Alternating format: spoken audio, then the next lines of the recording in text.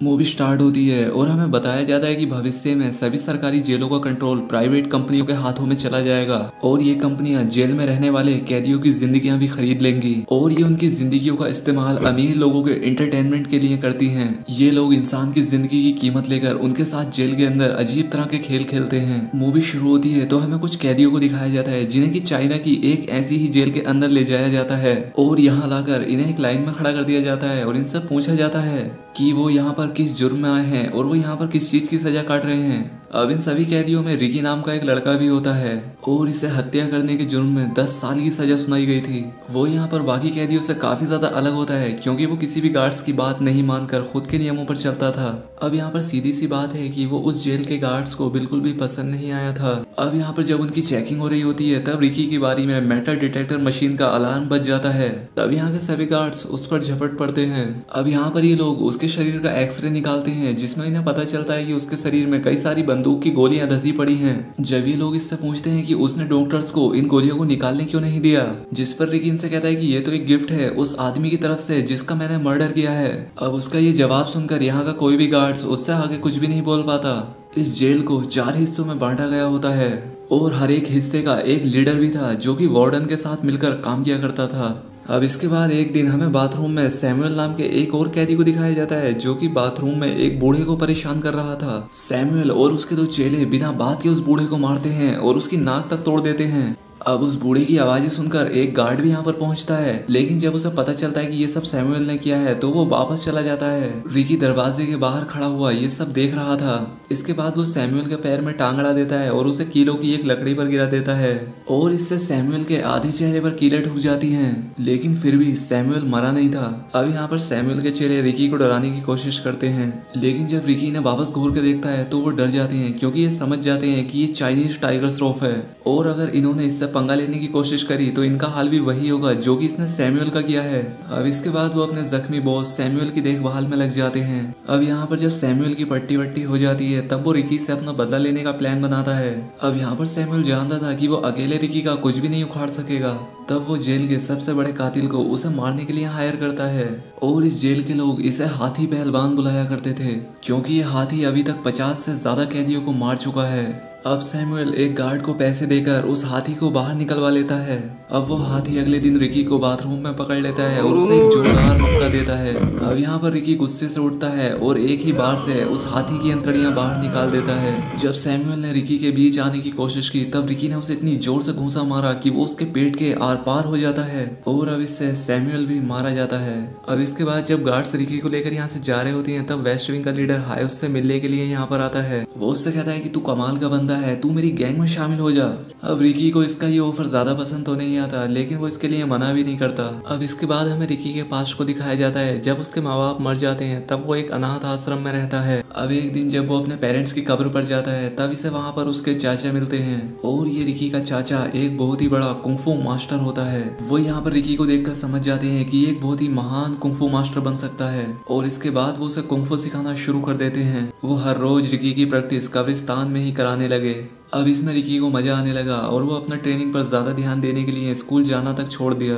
समय गुजरता चला गया और रिकी बेहतर होता चला गया और अंत में वो अपनी छाती से एक पत्थर तोड़ देता है और यहाँ पर उसकी ट्रेनिंग पूरी हो जाती है। अब इसके बाद सीन प्रेजेंट में आता है और रिक को वार्डन के असिस्टेंट हुक के पास ले जाया जाता है। अब इसके नाम की तरह ही इसके दाएं हाथ में एक हुक लगा होता है। जब गार्ड्स हुक को बताते हैं कि रिकी ने क्या किया तब वो गुस्से से भर जाता है।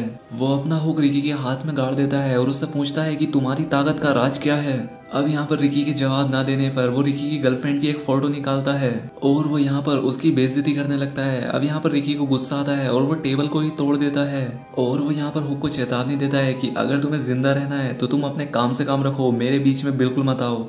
क्योंकि लगभग 1 साल पहले रिकी की जिंदगी काफी ज्यादा खुशनुमा थी। वो अपनी गर्लफ्रेंड फीफी से बहुत ही ज्यादा प्यार किया करता था। ये दोनों बहुत ही जल्द एक दूसरे से शादी करने वाले थे, लेकिन ऐसा होना इनकी किस्मत को मंजूर नहीं था। एक रात जब फीफी अपने घर जा रही थी तब उसने कुछ गुंडों को स्कूल के बच्चों में अफीम बांटते हुए देखा।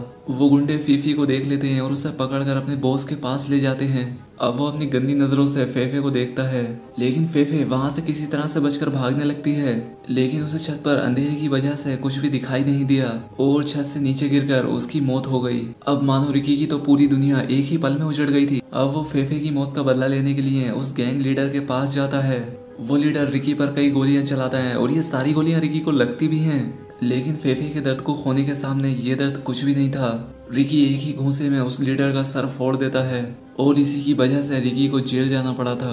अब अगले दिन वेस्ट विंग के कैदी सैमुअल के एक चमचे पर हमला कर देते हैं, क्योंकि उसने सैमुअल के कंधों पर कूदकर इन सभी को बहुत ही ज्यादा परेशान किया था। अब क्योंकि जब उसका बॉस ही नहीं रहा तो ये सब लोग इससे अपना बदला लेने के लिए आए थे। तभी हाय वहां पर पहुंचता है और उन सभी को रोकता है, लेकिन जब उसके मना करने पर भी क्योंग नाम का एक कैदी नहीं रुकता है, तब वो अपना दबदबा बनाए रखने के लिए उस कैदी को मार देता है और पूरी जेल के सामने उसे एक क्रॉस पर लटका देता है। वो यहाँ पर सबको चुनौती देता है कि अगर कोई भी मेरे खिलाफ आकर क्योंग को बचाना चाहता है तो वो मेरे सामने आए। अब ये लोग अपने दोस्त को बचाना तो चाहते थे, लेकिन हाई के खिलाफ जाने की किसी की भी हिम्मत नहीं थी। लेकिन रिकी क्योंग को बचाने के लिए आगे आता है। अब यहाँ पर इन दोनों के बीच एक भयंकर फाइट होने लगती है।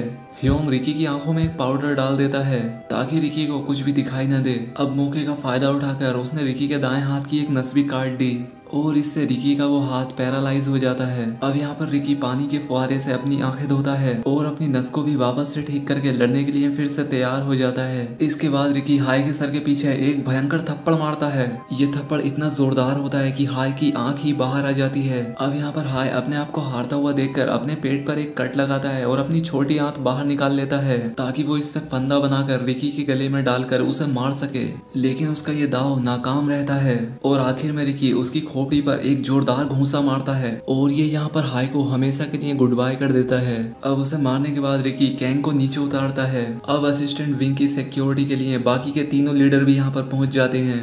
अब अगले दिन रिकी सो नाम के एक आदमी से मिलता है। अब क्योंकि एक लीडर ने उसकी जीप काट दी होती है, जिसके चलते वो बात नहीं कर पाता था। अब रिकी ने उसे अपनी बांसुरी दे दी। बदले में खुश होकर उसने रिकी को कुछ अफीम के पत्ते दे दिए।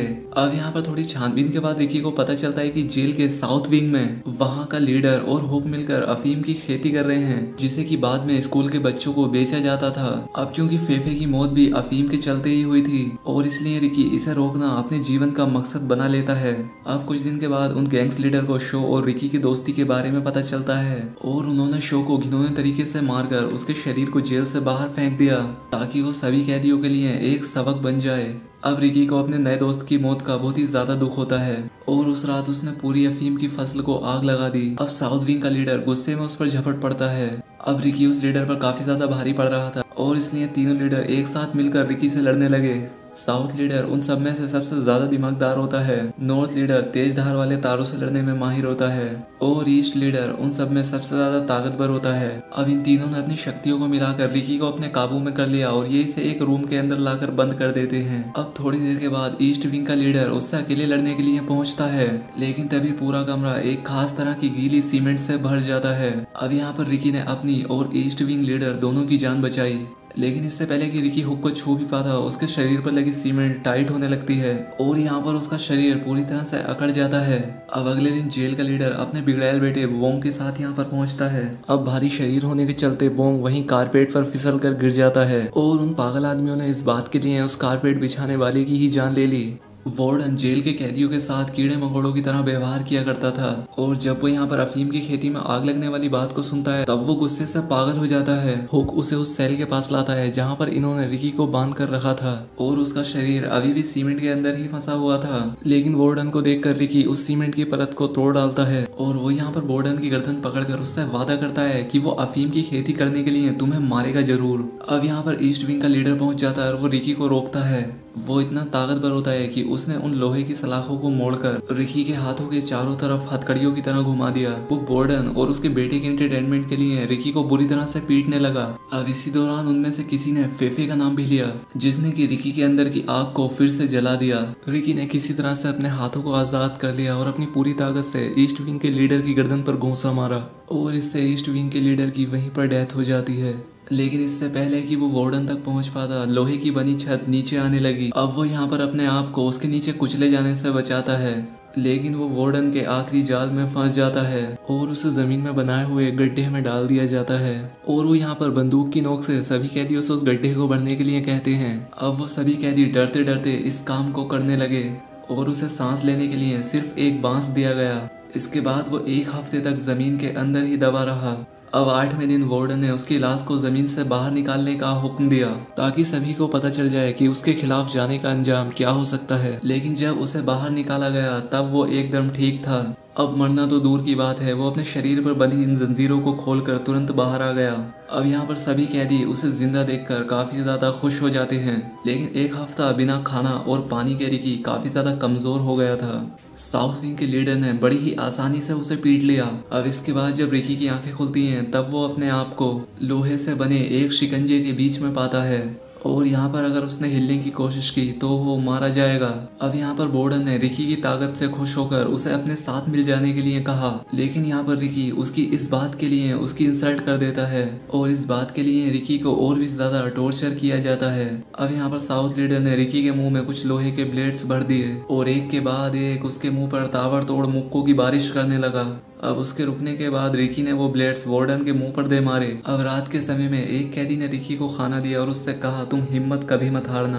अब ये देखकर हुक रिकी के कमरे में जाता है जहाँ पर रिकी ने उसके सपोर्टर को मार दिया था और हुक की दूसरी बची इकलौती ठीक आंख को भी वो फोड़ देता है। अब सभी कैदी वार्डन के खिलाफ काफी ज्यादा हिंसात्मक हो जाते हैं। वार्डन किचन में अपने उस गैंडे बेटे को खिला खिलाकर और भी पेटुआ बना रहा था, लेकिन जल्द ही रिकी भी वहाँ पर पहुंच जाता है। नॉर्थ और साउथ विंग लीडर भी वहाँ पर पहुंच गए और इन तीनों के बीच फिर से एक बार घमासान फाइट शुरू हो जाती है। लेकिन इस बार रिकी इन दोनों पर भारी पड़ा। रिकी ने इस बार साउथ विंग के लीडर को इतनी बुरी तरह से मारा कि नॉर्थ वाला तो उसे देखकर ही वहां से भाग गया। और अब यहाँ पर ऐसा लग रहा था कि अब वार्डन की कहानी खत्म होने वाली है, लेकिन तभी वो वार्डन अचानक से एक विशालकाय राक्षस में बदल जाता है। अब यहाँ पर इनकी काफी ज्यादा खतरनाक लड़ाई होने लगती है, लेकिन अंत में रिकी उसे एक मीट ग्राइंडर मशीन के अंदर घुसा देता है और रिकी सिर्फ उसकी खोपड़ी को लेकर ही जेल से बाहर आता है और आखिर में वो जेल की दीवार को ही तोड़ देता है और सभी कैदियों को आजाद कर देता है। और अब इसी के साथ ये मूवी यहाँ पर एंड हो जाती है। तो यार कमेंट्स करके जरूर बताना कि आपको ये मूवी कैसी लगी। तो आज के लिए बस इतना ही, मिलते हैं हमारी नेक्स्ट वीडियो में।